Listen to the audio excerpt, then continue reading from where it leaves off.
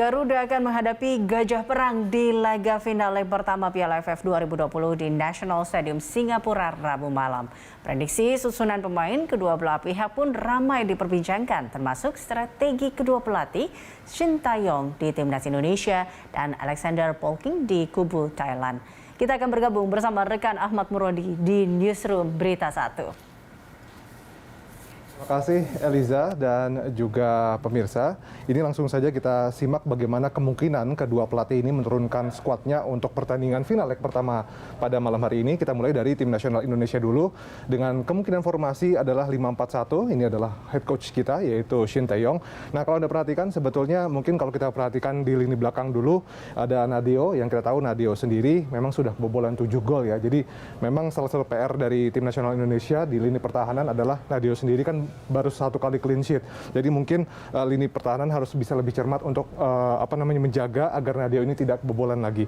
Kemudian kalau kita perhatikan juga dengan 5 back ini Asnawi Mangkualam ya, kalau misalnya memang Evan Dimas tidak dimainkan sejak menit pertama, maka Asnawi akan kembali menjadi kapten. Kemarin kan ada insiden ya, Anda mungkin juga tahu bagaimana kemudian ledekan atau sindiran Asnawi kepada pemain Singapura ketika gagal mengeksekusi penalti. Sudah ditegur katanya ya oleh Shin Tae-yong, jangan kayak begitu lagi. Jadi kita harapkan bisa memberikan Asnawi bisa memberikan inspirasi kepada pemain-pemain yang lain. Fahrudin kalau Anda perhatikan pemirsa adalah satu pemain yang punya pengalaman ketika kedua tim ini bertemu di final 2016. Ketika itu mungkin ada rasa penyesalan juga ya dari Fahrudin karena ketika itu dia gagal menjaga atau mencegah Terasil Dangda untuk mencetak gol ke gawang tim nasional Indonesia. Jadi dia dan satu lagi sebenarnya ada pemain lain yang juga sempat bermain ketika final 2016 menghadapi Thailand yaitu Evan Dimas. Tapi ketika itu di 2016 Evan Dimas kan didera-cedera, jadi tidak terlalu berpengaruh terhadap skuad ketika itu.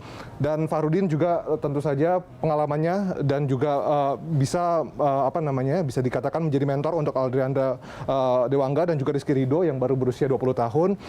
Tidak ada Pratama Arhan pemirsa, pencetak gol dari sisi kiri kita, jadi kemungkinan besar Edo Febriansyah yang akan menggantikan lagi. Edo adalah pengganti natural di sisi bek kiri, sama ketika di penyisihan grup juga kan pernah Pratama Arhan tidak bermain, maka pengganti naturalnya adalah Edo Febriansyah. Pratama Arhan tidak bermain karena akumulasi kartu kuning. Kemudian kita beranjak juga ke lini tengah. Nah, di lini tengah ada Rahmat Irianto, yang kita tahu Rahmat Irianto dulunya adalah bek tengah, jadi punya naluri bertahan yang sangat bagus dan dia menjadi tembok utama. Jadi buat Chanatip Songkrasin mungkin dia harus aware ya karena akan dijaga ketat oleh Rahmat Irianto nanti. Kemudian Ricky Kambuaya ini juga sebetulnya unsung hero, pemain yang sebetulnya sangat konsisten tapi tidak terlalu banyak dibicarakan begitu ya karena mungkin peran-peran pencetak gol yang lain yang diutamakan tapi kemudian perannya sangat vital di lini tengah. Dan Witan Sulaiman top assist sementara ini dengan 3 assist juga diharapkan bisa berkreasi lagi dan mencetak gol. Nah, soal Egy apakah akan diturunkan dari menit pertama?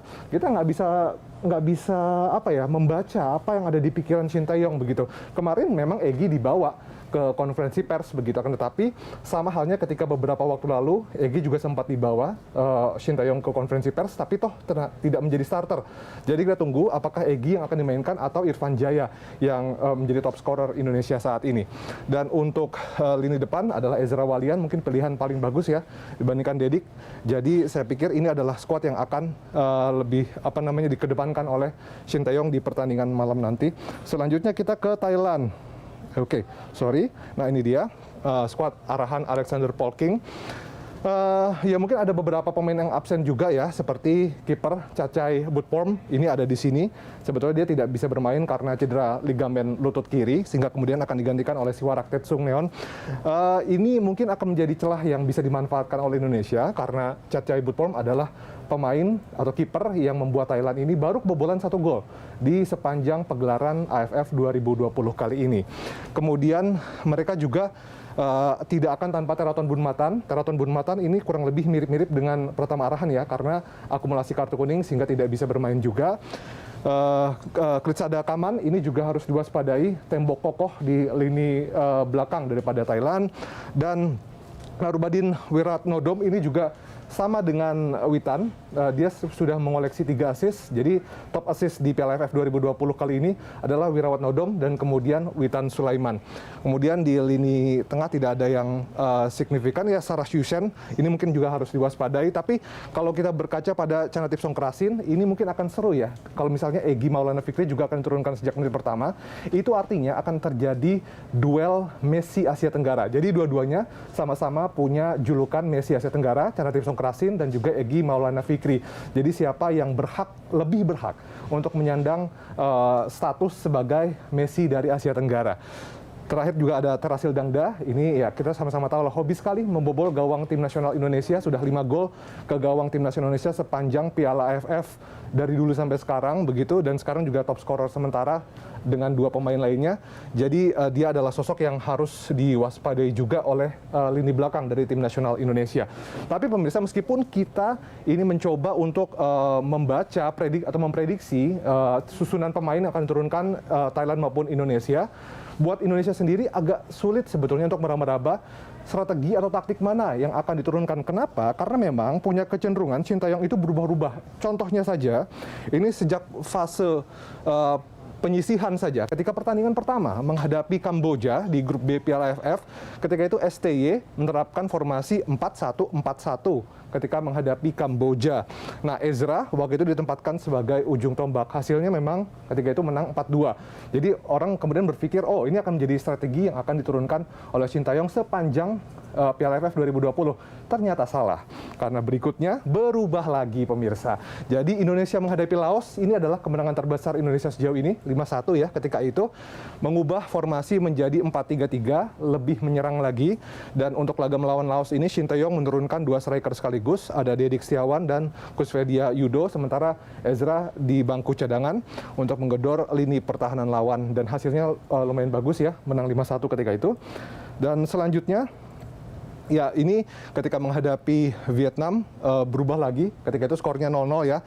Memang ketika itu kan sebetulnya sempat ada pernyataan dari Sintayong, dia akan meladeni permainan menyerang daripada Park Sun Ho ya, pelatih daripada Vietnam. Tapi pada faktanya justru bermain bertahan dengan formasi 5-4-1. Jadi menghadapi kecepatan dan keuletan tim Vietnam, pelatih Sintayong menurunkan formasi 5-4-1 dengan melakukan pelapisan di lini pertahanan. Nah, 5 back sekaligus dipasang di lini belakang untuk menjaga pertahanan dari serangan cepat Vietnam. Dan di pertandingan penyisihan grup yang terakhir ketika menang 4-1 menghadapi Malaysia, berubah lagi formasinya menjadi 4-4-2, kembali melakukan perubahan strategi dengan menjalankan formasi atau pola 4-4-2 yang sebelumnya tidak pernah digunakan.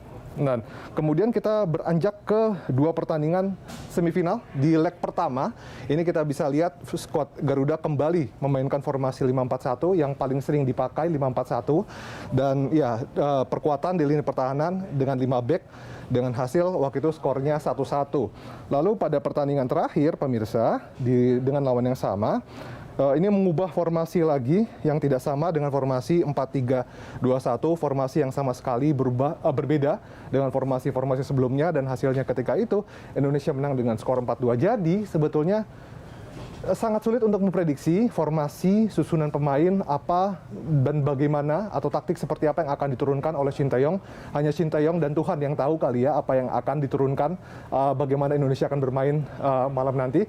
Tapi yang jelas ini adalah final ke-6 Indonesia di Piala AFF. Kita harapkan hasilnya berbeda dengan 5 final sebelumnya. Ya, demikian Eliza informasi yang dapat saya sampaikan. Kalau Eliza sendiri prediksinya skornya berapa nih? Berapa ya? Saya berharap bahwa memang kali ini berapapun itu Indonesia harus menang di leg ini ya, dan juga leg keduanya. Oke, terima kasih Ahmad Brody. Kita juga nanti akan menantikan tentunya final, dan kita berharap skuad Garuda